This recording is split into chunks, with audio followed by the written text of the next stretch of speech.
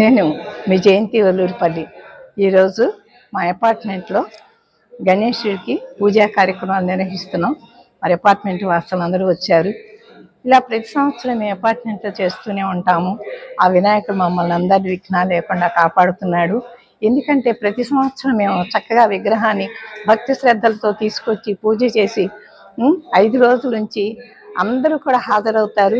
మా welfare committee మేమే చెప్పినా ప్రతి ఒక్కళ్ళు కూడా మేము సైతం అంటూ వచ్చి మా కార్యక్రమాల్లో పాల్గొంటారు. మరి ఈ 5 రోజులు ఇలా కార్యక్రమాలు నిర్వహించినాక మరి ఒక్కొక్క రోజు ఒక్కొక్క దంపతులు, ఉదయం ఒక దంపతులు జంట, సాయంత్రం అలా ఈ 5 రోజులు కూడా పూజలు నిర్వహించి 5వ రోజు నిమజ్జనం కార్యక్రమం చేపడతాం. మరి ఈ వినాయకుడికి ఎంతో భక్తి శ్రద్ధలతో మేమందరం పూజలు చేసి మరి మా కోరికలు నెరవేరాలి, విఘ్నాలు రాకుండా అని మేము ప్రార్థిస్తూ మళ్ళీ సమయంగా ఆయన్ని నిమజ్జనం చేస్తాము. మా అపార్ట్మెంట్ ఆవరణలోనే మరి వినాయకుడిని ఎక్కడికి పోనీయకుండా మా ఆవరణలోనే మేము పూజ చేసిన వినాయకుడిని నిమజ్జనం చేసుకుంటాం. మనకి చాలా సంతోషంగా ఉంది ఇలా ప్రతి సంవత్సరం మా వినాయకుడిని తీసుకొచ్చి పూజ చేసుకోవటం.